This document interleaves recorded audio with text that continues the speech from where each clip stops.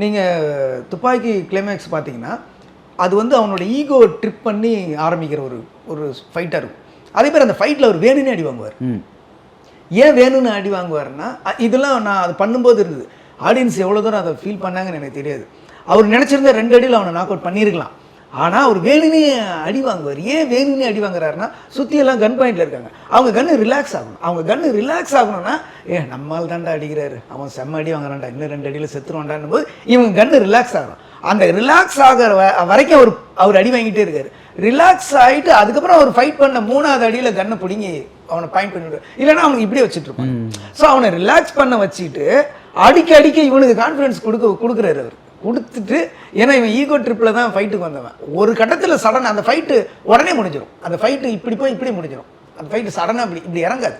இப்படி மேலே போயிட்டு சடனாக கன்னை பிடிங்கி அப்படி பாயிண்ட் பண்ணிட்டு வர அப்படியே எல்லாரும் லாக் ஆகிடுவானுங்க. லாக் ஆனதுக்கப்புறம் அவனுக்கு இண்டிவிஜுவலாக அவங்களுக்கு பிரெயின் வேலை செய்யாது. ஏன்னா அவனுக்கு மூளை எல்லாமே ஆர்டர் வாங்கி தான் செய்யணும். அப்போ இப்போ சுடலாமல் வேணாமான்னு அவங்களுக்கு டவுட் ஆகிடுச்சு. இப்போ அவனுக்கு ஒன்றுமே பண்ணாமல் இருக்கானுங்க. அப்போ அவன் வந்து கன்னை கீழே போடுறான்னு இவன் ஆர்டர் கொடுத்தோன்னே அவனுங்க செய்கிறானுங்க அப்படிங்கிறான். இதுக்கு நான் எங்கேயுமே மாஸ்டர் டிபெண்ட் ஆகி விடவே முடியாது. நம்மளே உட்காரணும். நம்ம உட்காந்து ஒவ்வொரு ஃப்ரேமும் எவ்வளோ தூரத்துக்கு போகுது ஈவன் அந்த லீடு வரைக்குமே.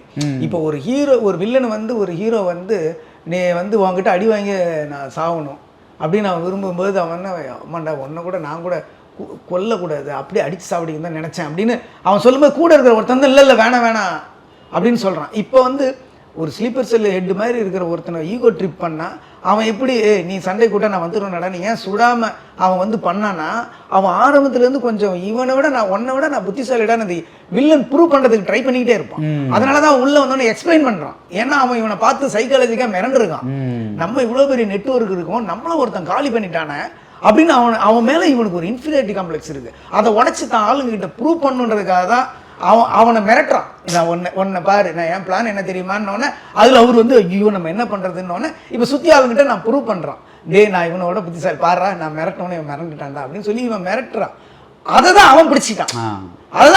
ஓ இவன் பாட்டு ஈகோ பெரிய ஆளுன்னு புத்திசாலி தன்னை விட பெரிய ஆளுன்னு ப்ரூவ் பண்ண நினைக்கிறான். அப்போ இவன்ட்டு இருக்குன்னா ஒன்று என்ன ஒத்த வாடானா இவன் வந்தே தீருவான் அப்படின்னு தான் அவர் பிளான் பண்ணுறாரு. ஸோ இந்த சீக்வன்ஸை நான் எங்கேயுமே வந்து ஒரு மாஸ்டர் டிபெண்ட் ஆக முடியாது. ஸோ ஃபுல்லாகவே உட்காந்து அந்த லெவல் பார்த்துக்கிட்டே தான் இருப்பாங்க.